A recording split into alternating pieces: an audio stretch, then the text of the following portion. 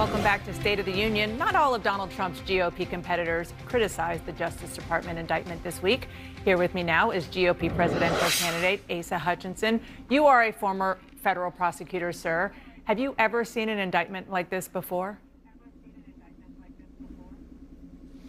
Not to this level of specificity and detail. It's obviously a very solid indictment. The grand jury found probable cause for it.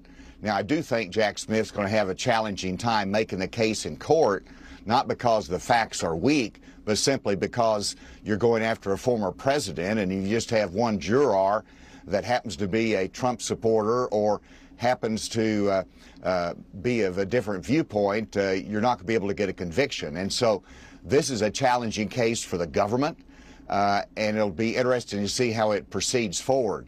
You know, this is unprecedented time. Whenever you think about the President of the United States, Joe Biden, under investigation, you think about the former president who's running for office, who is under indictment and continues under investigation.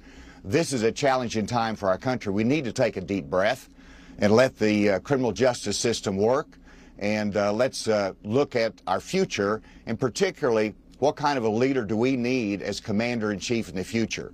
We need somebody who has a high regard for military secrets, for classified documents, and for the rule of law. You just heard your fellow 2024 candidate, Vivek Ramaswamy, say that he would pardon Donald Trump on his first day in office. What's your reaction? Well, that's wrong. It is simply wrong for a candidate to use the pardon power of the United States, of the president, in order to curry votes and in order to get an applause line. It's just wrong, and it shouldn't happen that way. If you start down that path, it is unending.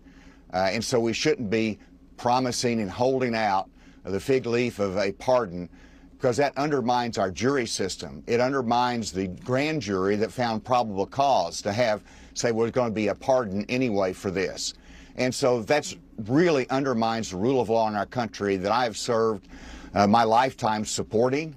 And it's offensive to me that anyone would be holding out a pardon under these circumstances. You've said Donald Trump should drop out of the race for the good of the country. Former Vice President Mike Pence, his former vice president, says that's premature and that Trump is innocent until proven guilty. Is he wrong about that? Well, certainly he's innocent until proven guilty. Absolutely. And we know that Donald Trump is not going to drop out of the race. This is going to be an issue that the voters have to decide. My point is that this is bad for our country, bad for the presidency, and it is a legitimate campaign issue. We do not need to have our commander-in-chief of this country not protecting our nation's secrets. Think about when you talk about the equal application of the law. If these allegations and probable cause have been found against any military person or any public servant that wasn't named Donald Trump, they would have been indicted a long time ago. And so this is equal application of the law, and we don't need to, and it will be an issue in the campaign.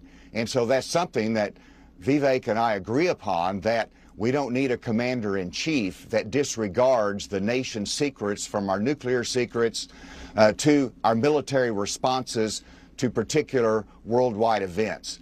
These are things that should not be disclosed as entertainment value to a political contact that you're speaking with. One last quick question. Are you concerned that this all is going to help Donald Trump in his race against you and others? Well, I suspect that he's going to raise money on the indictment, as he did before. And obviously, with a lot of Republican leaders saying that this is selective prosecution, that this is unfair, that there's a sympathy factor that's built in. All I can do is speak the truth and say what I believe is important in this case, that these are serious allegations that are relevant in this campaign, and it should not be dismissed lightly. The Republican Party stands for the rule of law and our system of justice. Let's not undermine that by our rhetoric, by making up facts, and by accusing the Department of Justice of things that there's no evidence of. And so let's let Let's build confidence in our institutions of democracy and justice and not undermine those. That's my hope and prayer, and I think as time goes on, you'll see more Republicans responding to that message. Governor Asa Hutchinson, thank you so much for your time this morning. I really appreciate it. Thank you, Dana.